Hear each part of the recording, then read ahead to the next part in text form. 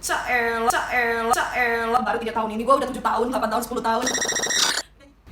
Pacaran udah lama, kok putus? Ternyata lamanya pacaran itu nggak nentuin seseorang jadi pendamping hidup kita. Pengalaman gue paling lama pacaran itu 3 tahun. Caelah, baru 3 tahun ini gue udah 7 tahun, 8 tahun, 10 tahun. Udah nyicil rumah, Pak, Bu. Gue nggak mukul rata semua karena pasti ada juga teman-teman yang emang ngelaluin berbagai macam lika-liku dalam sebuah hubungan, bertahan dalam waktu yang lama dan bisa jadi pasangan. Ya, itu proses masing-masing setiap hubungan.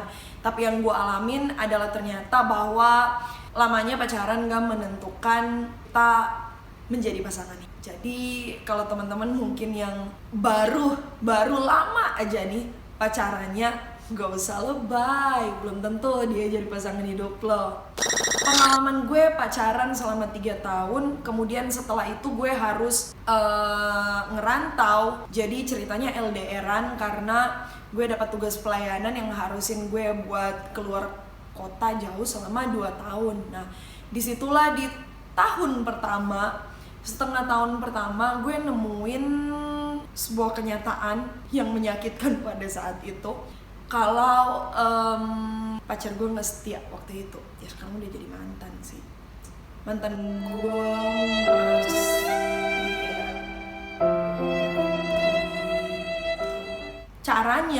caranya gimana, kan lu jauh kan, gimana caranya lu tahu? Nah itulah teman-teman. Di sini juga poinnya yang pengen gue share, kalau Tuhan bisa pakai cara apa aja buat ngingetin kita. Dan waktu itu Tuhan tunjukin ke gue lewat cara waktu gue telepon, di sononya diangkat sama si doi. Ya biasa kan kalau LDRan itu ya bekalnya itu ya pasti telepon, video callan. Nah waktu itu gue telepon, dan waktu gue telepon itu sepertinya sih nggak sengaja keangkat, karena waktu gue halo nggak ada jawaban. Dan masih gue denger, tiba-tiba gue denger suara cewek ini.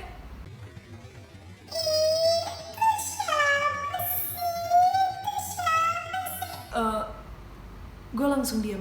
Gue nggak halo-halo lagi nih, gue dengerin aja nih. Dan gue denger jawaban, itu bukan siapa-siapa.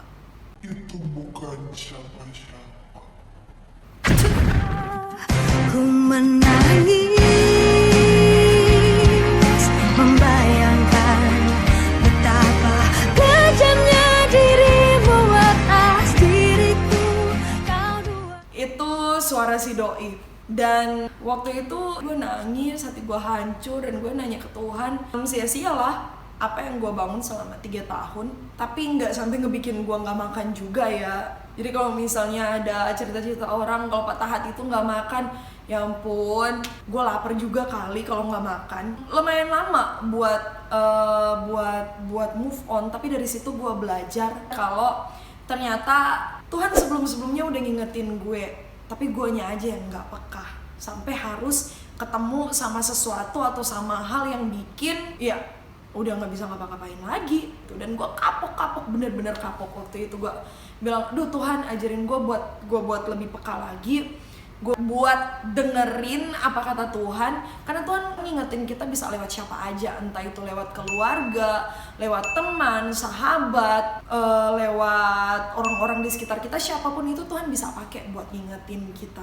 Buat teman-teman yang lagi ngalamin hal yang sama seperti apa yang gue alamin dulu, bisa belajar dan bisa tahu apa ternyata maksud dibalik gue udah pacaran lama tapi kok putus ya.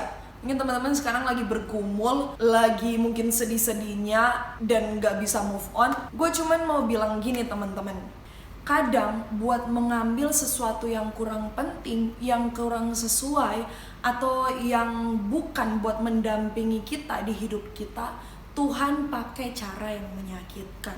Jadi kalaupun mungkin kita menemukan kebenaran, walaupun itu menyakitkan, tapi belajar bersyukur karena Tuhan masih ingetin kita, karena Tuhan mau kasih yang lebih baik buat kita. Oke? So guys, yuk percaya aja dan gak usah terlarut-larut dalam kekecewaan, kesedihan. kepahitan, sakit hati dan segala macam, masa depan kita di tangan Tuhan itu pasti lebih baik. Jangan lupa teman-teman like, subscribe, dan pencet loncengnya biar teman-teman bisa dapat update terus dari YouTube channel ini.